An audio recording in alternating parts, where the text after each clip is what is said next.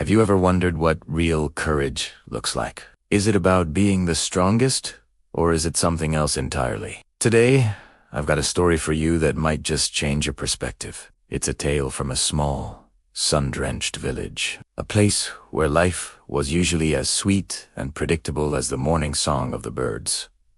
Imagine this: a perfect morning. The sun is painting the sky with shades of orange and pink. Farmers are out in their fields, their rhythmic work a gentle hum in the background. Children's laughter echoes through the narrow lanes as they chase each other around. The air is filled with the smell of fresh earth and blooming flowers. It's a picture of perfect harmony, a day just like any other. But some days are destined to be different. Some days are meant to teach us lessons we'll never forget. And for this village, that day was just beginning. Little did they know, their peaceful world was about to be shaken, quite literally. Suddenly, a strange vibration rippled through the ground. It started as a faint tremor, something you might dismiss as your imagination. But then it grew stronger. Boom, boom, boom. It was a heavy, rhythmic thudding sound, getting closer and closer.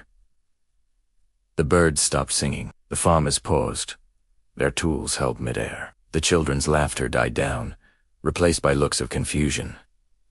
What was that sound? It was a sound that didn't belong in their peaceful world. People started emerging from their homes, their faces etched with worry, all looking in the same direction towards the edge of the village, where the jungle met the fields. And then they saw it.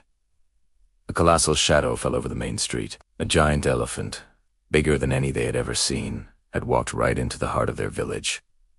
Panic erupted. The calm morning shattered into a million pieces of fear. People screamed, scattering in every direction, desperate to find safety. Shopkeepers frantically slammed their wooden shutters closed. The village animals, chickens, goats, and dogs ran wild, adding to the chaos. Children, separated from their parents in the mayhem, were crying, their small voices lost in the noise. The elephant itself seemed overwhelmed by the chaos it had created. It looked angry, its large ears flapping, its trunk held high. But more than angry, it looked confused, like a lost traveler in a foreign land. In its distress, it swung its massive head, accidentally smashing a wooden fence into splinters. It stumbled, knocking over baskets of freshly harvested grain that spilled across the dusty street. The villagers watched from their hiding spots, their hearts pounding in their chests.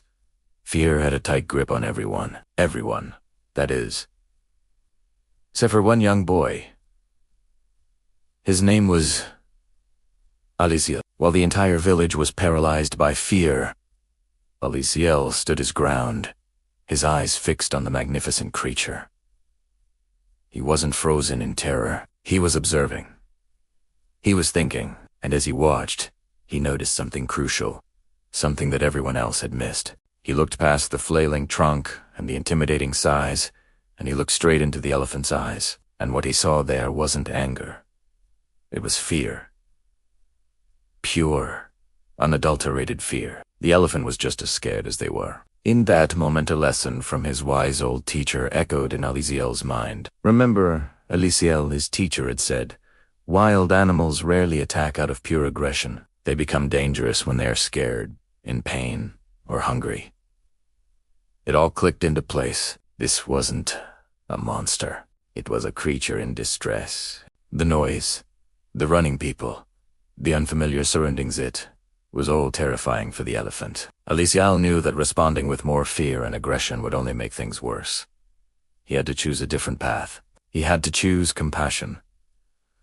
While others hid, Aalizil made a decision. Slowly and deliberately, he walked over to his family's fruit stall. He picked up a large, ripe bunch of bananas, their sweet scent filling the air. Then, he grabbed a big clay pot filled with cool, clean water. Holding these offerings, he started walking, not running, not sneaking, but walking calmly and openly toward the giant, agitated elephant. The moment the villagers saw him, a fresh wave of panic washed over them. Aalizil? Stop! His mother cried out from a window. Come back.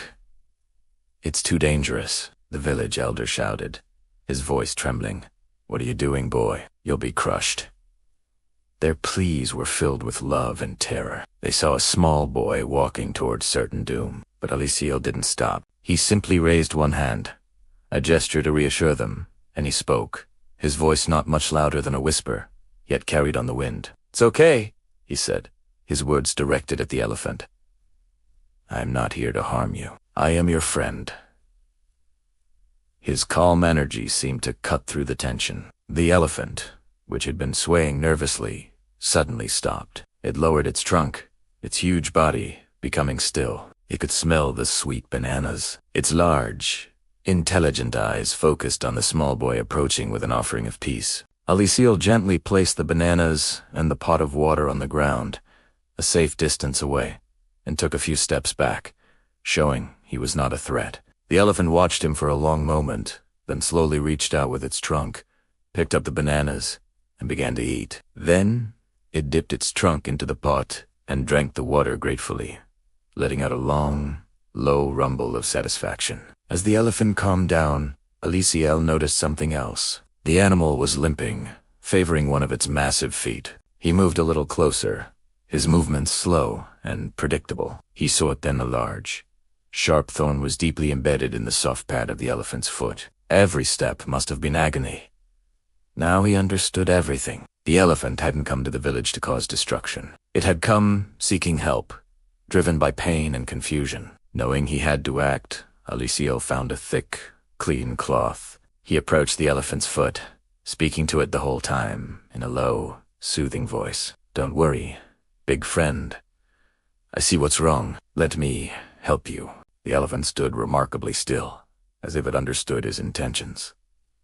It trusted him. With extreme care, Aalizil wrapped the cloth around the base of the thorn and, with a firm, steady pull, he dislodged it. The moment the thorn came out, the elephant let out a loud, trumpeting sound. But this was not the sound of anger the villagers had heard before. This was a trumpet of pure relief, a sound of gratitude. It gently nudged Aalizil with its trunk. A gesture as soft as a feather's touch. It was a thank you. The pain was gone. The fear was gone. Having been fed, watered, and healed, the elephant's ordeal was over. It took one last look at Aalizil, a look of deep ancient wisdom, and then slowly, majestically, it turned around. With calm, measured steps, it walked back out of the village, disappearing into the quiet embrace of the forest from which it came. Silence descended upon the village once more, but this was a different kind of silence. It was a silence filled with awe and wonder. Slowly, people began to emerge from their hiding places. They didn't cheer or shout at first. They just stared at Aalizil, this young boy who had faced down a giant, not with a weapon, but with a bunch of bananas and a heart full of empathy. Then, the applause started, and soon the whole village was celebrating their young hero. They praised him not just for his courage, but for his profound wisdom. That day, the village didn't just survive an elephant encounter. They learned one of life's most powerful lessons, a lesson brought to life by a young boy. They learned that true strength doesn't come from shouting louder or running faster. It comes from staying calm in the face of chaos. It comes from choosing understanding over fear and compassion over panic. They learned that calm thinking is always stronger than fear. So, the next time you face a giant elephant in your own life, a scary problem, a difficult situation, or a moment of panic, remember Aalizil. Take a deep breath, observe,